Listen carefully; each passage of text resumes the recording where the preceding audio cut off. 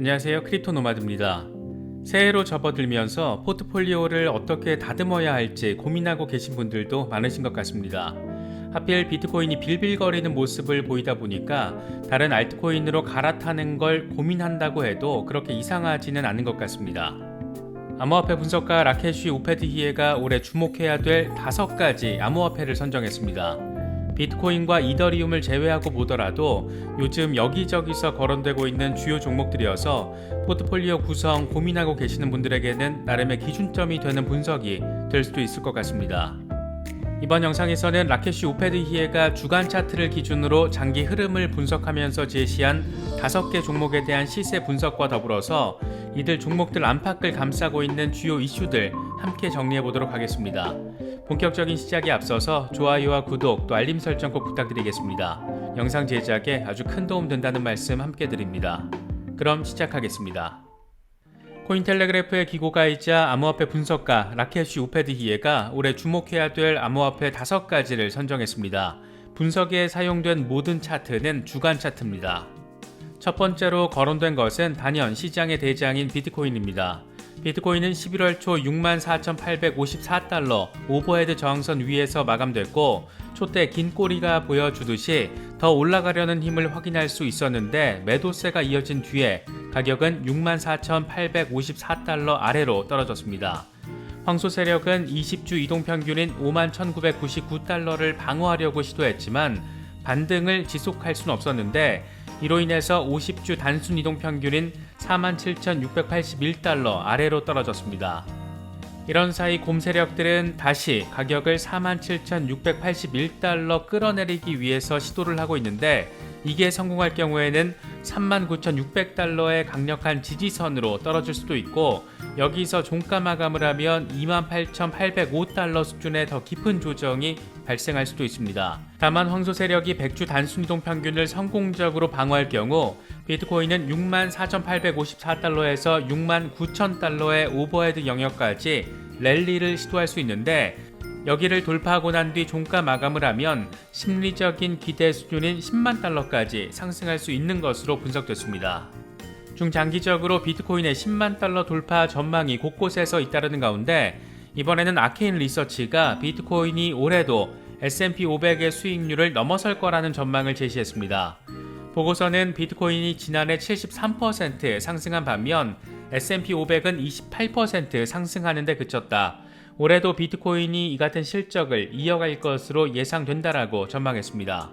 단기적인 시세 흐름과 상관없이 중장기적으로 우상향한다라고 바라보는 기관과 전문가들이 꽤 많다라는 것 이번에도 확인할 수가 있습니다. 새해로 바뀌면서 비트코인과 관련해 눈에 띄는 지점 가운데 하나는 단연 비트코인 도미넌스입니다. 현재 비트코인 도미넌스는 39%대 수준으로 최근 3년 사이 가장 낮은 시장 지배력을 보이고 있습니다. 지난해 1월 비트코인 도미넌스가 73% 수준이었던 것과 비교하면 절반 가까이 빠진 것으로도 볼 수 있습니다. 이렇게 비트코인이 흐물거리는 상황 속에서 시장 지배력 자체가 빠지다 보니까 최근 일부 알트코인들이 시세를 받는 모습도 보이고 있는데 비트코인의 시장 지배력 변화와 관련된 전문가들의 분석도 참고하시면 좋을 것 같습니다. 먼저 암호화폐 분석가 라크 데이비스는 비트코인이 슬퍼 보이는데도 많은 알트코인들이 좋은 활력을 보이고 있다. 산업이 성장할수록 비트코인의 알트코인에 대한 영향력은 줄어들 것이라고 강조했습니다. 비트코인이 조금 떨어지면 알트코인은 왕창 떨어지던 게 일반적이었는데 이런 상황 자체에 큰 변화가 생기고 있고 더 생길 수 있다는 겁니다. 비트코인 도미넌스가 빠지는 반면 이더리움 도미넌스는 20% 이상으로 상승한 점 역시 주목해서 볼 필요가 있습니다. 스마트 컨트랙트에 대한 관심, NFT와 디파이 트렌드의 중심에 이더리움이 있다 보니까 이더리움 도미넌스가 증가하는 것이 사실 그렇게 특별한 상황이라고 보긴 어려울 것 같습니다. 특히 올해는 이더리움 2.0 업그레이드가 예고돼 있다는 점에서 그 주목도는 더욱더 커지고 있습니다. 라케시 우패드히에 역시 두 번째 주목해야 될 종목으로는 알트코인의 대장 이더리움을 선정했습니다. 이더리움은 강한 상승세 이후에 조정을 받고 있는데 두 개의 이동평균 모두 위쪽으로 기울고 있고 RSI가 플러스 영역에 있어서 황소 세력이 우위를 점하고 있는 상황으로 분석됐습니다. 곰 세력은 20주 지수 이동 평균인 3,745달러 아래로 낮추려고 시도했지만 지난 몇 주 동안 촛대의 꼬리가 보여주듯이 황소 세력이 공격적인 매수를 해왔다는 것을 확인할 수 있습니다. 황소 세력은 이에 따라서 5,000달러 오버헤드 장애물을 없애기 위한 시도를 한 번 더 할 건데 성공할 경우에는 5,719달러에서 다음 랠리의 시작을 보여줄 수 있습니다. 이 부분 이상으로 모멘텀이 발휘될 경우에는 6,566달러가 다음 목표이고 이후 타겟은 7,089달러가 될 수 있습니다. 반면 가격이 지금 수준이나 간접 저항선에서 하락하고 20주 지수 이동 평균 아래로 떨어지면 트레이더가 랠리에서 매도하고 있다라는 신호가 되는데 이럴 경우에는 강력한 지지선인 2,652달러까지 하락할 수도 있습니다. 만약 이 아래에서 종가 마감을 하게 되면 1,700달러까지 후퇴할 수 있는 만큼 주의 깊게 관찰해야 되는 그런 구간입니다. 이더리움이 워낙 큰 관심을 받고 있다 보니까 창시자인 비탈릭 부테린 역시 요즘 적극적으로 자신감을 표현하고 있습니다. 그는 이더리움이 앞으로 발전 단계 가운데 멀지와 썰지의 가장 중요한 두 단계를 마치면 이더리움은 단순히 생존하는 게 아니라 여러 세대에 걸쳐서 번영하게 될 것이라고 밝혔습니다. 멀지와 썰지는 이더리움 2.0 합병과 그 직후 상황을 의미하는 것인데 전체 이더리움 5단계 로드맵 가운데 1단계와 2단계에 해당한다라고 할 수 있습니다. 보테리는 5단계가 모두 끝나면 이더리움은 생존하는 데 필요한 것 말고 장기적으로 번창하는 데 필요한 모든 것을 망라하게 된다라고 설명하기도 했습니다. 이더리움 2.0 합병이 올해 이뤄질 것으로 예고된 만큼 올해 한 해는 이더리움의 역사에 있어서 중요한 분기점이 될 수밖에 없는 시기이기도 합니다. 세 번째 관심 종목으로 선정된 것은 지난해 무려 1372%의 수익률을 기록한 바이낸스 코인입니다. 바이낸스 코인은 669달러에서 하락했는데 이건 곰 세력이 691달러, 사상 최고가에서 공격적인 방어를 한 것을 의미한다. 하지만 황소 세력이 20주 지수 이동 평균인 500달러에서 지속적으로 매수하고 있는 것은 긍정적인 신호라고 분석됐습니다. 바이낸스 코인의 가격이 지금 수준에서 반등하면 669.3달러에서 691.8달러 오버헤드 영역까지 올라갈 수 있는데 황소 세력은 상승세 재개를 알리기 위해서 이 장벽을 허물어야 되는 상황입니다. 성공할 경우에는 848달러까지 상승 움직임을 시작한 뒤에 1171달러까지 랠리를 시도할 수 있는 것으로 분석됐습니다. 반면 가격이 하락해서 20주 지수 이동 평균 아래에서 가격이 유지될 경우에 공급이 수요를 초과한다는 것을 의미하는데 이럴 때는 50주 단순 이동 평균인 379달러까지 하락할 수 있고 이 부근 아래에서 종가 마감을 하게 될 경우에는 강세 전망이 무효화되는 것으로 분석됐습니다. 시가총액 3위의 바이낸스 코인은 지난해 1300% 넘는 폭등을 현실화시키면서 비트코인과 이더리움의 수익률을 앞질렀습니다. 바이낸스 코인은 세계 최대 가상화폐 거래소인 바이낸스가 2017년에 만든 가상화폐인데 바이낸스 거래 수수료를 바이낸스 코인으로 결제할 수 있고 요즘 전폭적인 생태계 확장을 하고 있는 바이낸스 스마트 체인에서 통화로 사용되고 있습니다. 이런 활용성과 더불어서 분기별로 엄청난 물량의 소각이 이루어지다 보니까 시세 상승을 견인하는 요인으로 작용했는데 그동안 분기별로 소각이 이루어졌던 게 자동 소각 방식으로 대체되고 총 유통량이 이렇게 이하로 떨어지면 자동 소각이 중단되는 방식입니다. 이미 너무 올라서 지금 신규 진입하기에는 부담스러운 그런 종목일 수도 있는데 소각 이슈가 살아있고 생태계 확장이 의미있게 이뤄지고 있다는 점은 상당한 긍정적인 요인으로 분석되고 있는 것 같습니다. 네 번째로 지목된 것은 요즘 잘나가도 엄청 잘나가는 아발란체입니다.